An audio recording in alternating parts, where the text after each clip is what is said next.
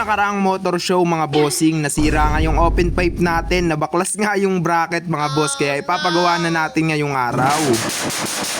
Maiksi nga lang tong video natin mga bossing dahil di na nga namin na-videohan nung papunta na kami dito sa pagawaan ng pipe. Bali nagpatulak na nga lang tayo sa tropa mga bossing, kasama natin si Boss Echo at si Boss A. Matagal na pala tayo nagpapagawa ng pipe dito kay bossing, dati kasi mga bossing nasa Nodado nga yung pwesto ni bossing at dito na nga siya lumipat sa kanto ng Libis. Kung gusto nyo nga magpagawa ng pipe mga bossing, rumekta na nga lang kayo dito sa kanto ng Libis. Bali ito na nga yung ginagawa sa pipe natin mga boss, bali tatapalan lang yung bracket nito.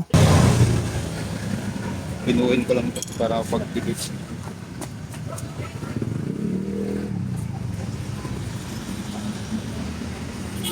Budget meal lang kasi tong open pipe natin, pang bombahan lang naman to mga bossing, kaya kailangan natin ipaayos dahil dito nga nakatune yung NK ECU natin dito kay Berador na FI. Kita-kits na nga lang tayo sa New Year mga bossing. Sa mga malalapit dito sa lugar namin mga boss ay pwede kayong bumaba at magkita-kita na nga lang tayo. Bukod pala sa New Year mga bossing, marami pa kasing motor show event na magaganap ngayong December, kaya kailangan talaga natin ipaayos. Ito mga bossing, bali marami pala silang available na open pipe dito, kayo na nga lang yung mamimili kung anong gusto nyong pipe. Pagkatapos ma-welding ng bracket dito sa pipe ni Berador mga bossing ay kakabit na nga tong bracket. Pero bago matapos nga tong video natin mga bossing, sa mga hindi pa pala nakapollow dito sa FB page namin ni Berador na FI, baka pwedeng pa-click ng follow button para updated kayo sa mga videos natin. Yun lang mga bossing, peace out.